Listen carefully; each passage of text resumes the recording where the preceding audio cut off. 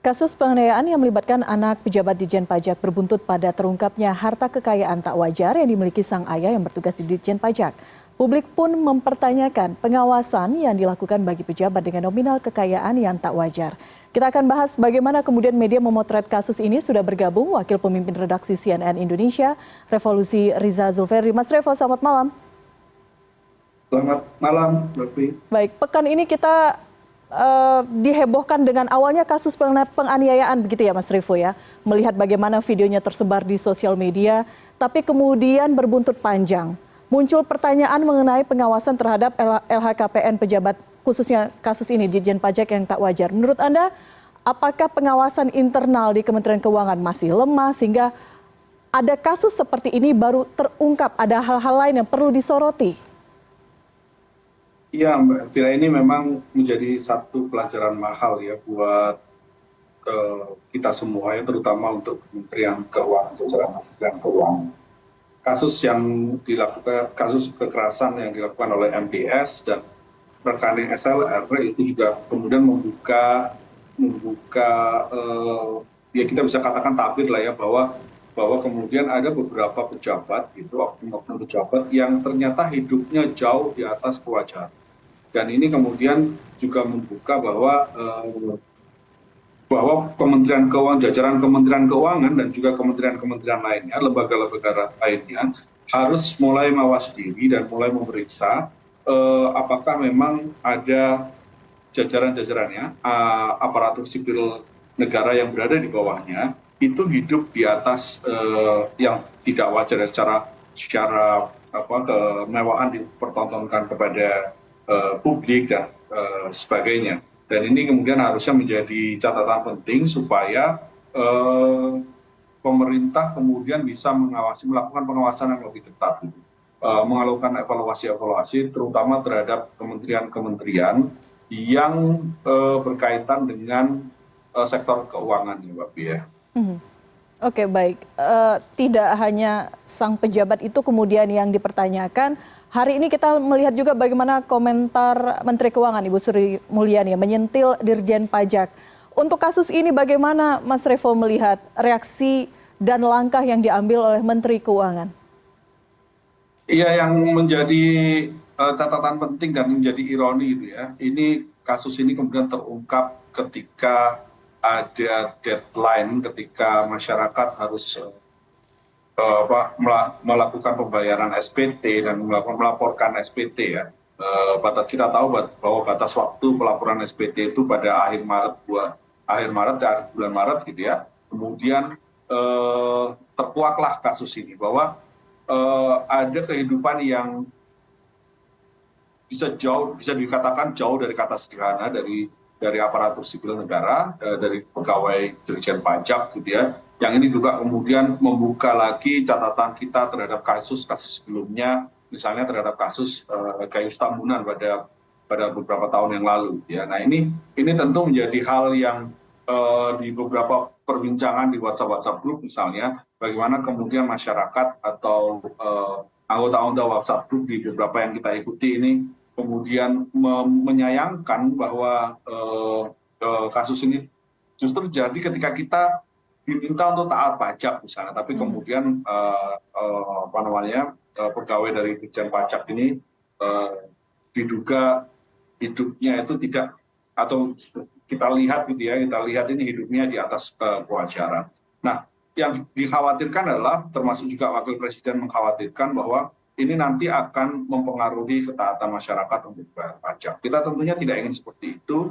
Oleh karenanya, karena pajak merupakan salah satu instrumen penting buat negara kita, termasuk instrumen berkeadilan, maka Kementerian Keuangan dalam hal ini khususnya adalah Dirjen Pajak harus segera melakukan evaluasi menyeluruh gitu, terhadap pegawai-pegawainya. Ya, langkah yang dilakukan oleh Menteri Keuangan Sri Mulyani misalnya ketika meminta jajaran Ditjen Pajak, Direktorat Jenderal Pajak ini tidak hidup bermewah-mewah, termasuk juga kemudian menghentikan gaya hidup menaiki motor gede misalnya, ada klub motor gede di lingkungan Ditjen Pajak, ini juga merupakan satu hal yang patut kita apresiasi. Nah, sekarang yang kita tunggu adalah bagaimana kemudian Direktorat Jenderal Pajak ini bisa mengimplementasikan apa yang sudah diminta oleh Kementerian Keuangan. Karena memang jangan sampai kemudian kasus yang dilakukan oleh segelintir oknum, misalnya kita tidak tahu segelintirnya ini seberapa banyak, itu kemudian bisa mencederai kepercayaan masyarakat dan kemudian menurunkan tingkat ketaatan masyarakat untuk bayar pajak. Memang concernnya arahnya ke sana sehingga kita melihat begitu banyak komentar dari masyarakat. Mungkin Mas Revo juga melihat ya bagaimana masyarakat berkomentar di sosial media mengenai harus taat bayar pajak, tapi ada kekhawatiran bahwa hal-hal ini diselewengkan. Mas Revo, bagaimana kemudian peran media? Di satu sisi ada kasus penganiayaan yang terjadi, di satu sisi sekarang publik mempertanyakan kinerja ataupun transparansi di Ditjen Pajak. Bagaimana kemudian mengawal dua hal ini sehingga memang dua-duanya kemudian bisa diungkap secara tuntas kepada publik. Sekali lagi, tanggung jawab media adalah memberikan informasi secara lengkap dan benar kepada publik. Salah satu instrumen yang paling penting itu kan adalah laporan harta kekayaan aparatur negara atau LHKPN. Itu menjadi salah satu indikator penting dan kita semua tentu menginginkan bahwa LHKPN ini ditulis atau dilaporkan secara periodik dan secara transparan. Dan kemudian bagaimana fungsi pengawasan, apakah laporan harta kekayaan tersebut itu ditulis dengan benar. Nah, beberapa waktu yang lalu KPK juga menyampaikan bahwa masih ada banyak dari pegawai Kementerian Keuangan yang belum melaporkan LHKPN. Bahwa memang benar LHKPN itu harus dilaporkan terutama bagi mereka-mereka yang duduk di jabatan-jabatan tingkat menengah ke atas. Tapi bagi kita sebenarnya semua aparat negara, termasuk kita semua sebenarnya kan harus melaporkan semua kekayaan kita melalui setiap tahun melalui SPT ini kan kita semua melaporkan, masyarakat sendiri termasuk kita melaporkan. Nah, kita tentu bisa melakukan, media tentu bisa melakukan pengawasan dari LHKPN tersebut. Bahwa kemudian ada kenaikan harta, apakah wajar misalnya ada kenaikan harta yang cukup signifikan dari tahun sebelumnya dengan tahun sekarang misalnya. Termasuk ketika CNN Indonesia meneliti atau melaporkan LHKPN dari Ditjen Pajak misalnya naik sekian miliar selama beberapa tahun tertentu. Itu termasuk salah satu hal yang bisa kita lakukan, media lakukan untuk ikut mengawal sebenarnya seberapa transparan, seberapa penerimaan harta kekayaan dari aparat sipil negara ini apakah cukup wajar atau tidak. Kita tentu bisa mengetahui transparansi pendapatan, bisa kita tahu bahwa ada instrumen-instrumen atau dilaporkan bahwa eselon 1 misalnya itu gajinya berapa, tukinnya berapa, tunjangan kinerjanya berapa dan sebagainya. Dari situ kemudian kita bisa mengukur jika terjadi pertambahan kekayaan, maka sewajarnya berapa. Nah, jika kemudian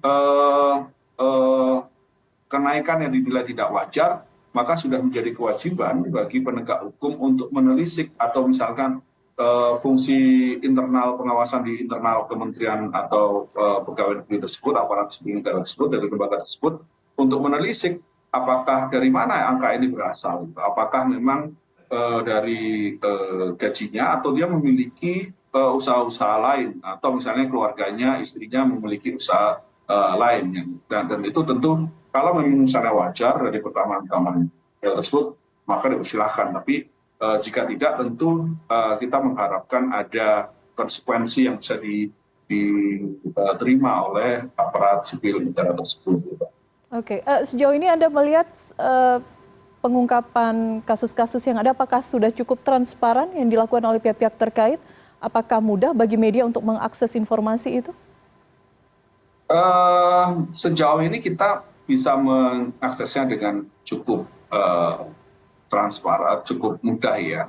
Cuman masalahnya kemudian kan kalau misalkan media ini yang menjadi persoalan apakah kemudian harta tersebut dilaporkan secara transparan atau tidak.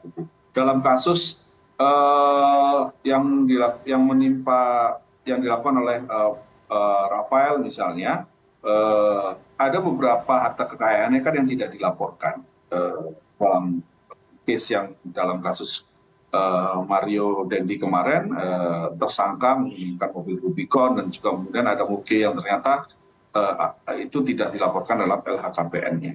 Nah, ini yang kemudian seharusnya badan pengawasan internal ya. Setiap kementerian ini kan memiliki internal pengawasan ya, mekanisme pengawasan internal. Nah, itu yang seharusnya juga bisa menelisik lebih jauh. Dari gaya hidupnya sekarang juga semakin mudah untuk ditelisik, misalnya dari akun media sosial istri atau anaknya, itu yang bisa kita telisik. Jika menemukan hal tidak wajar, maka seharusnya pengawas internal ini yang kemudian bisa melakukan penelusuran.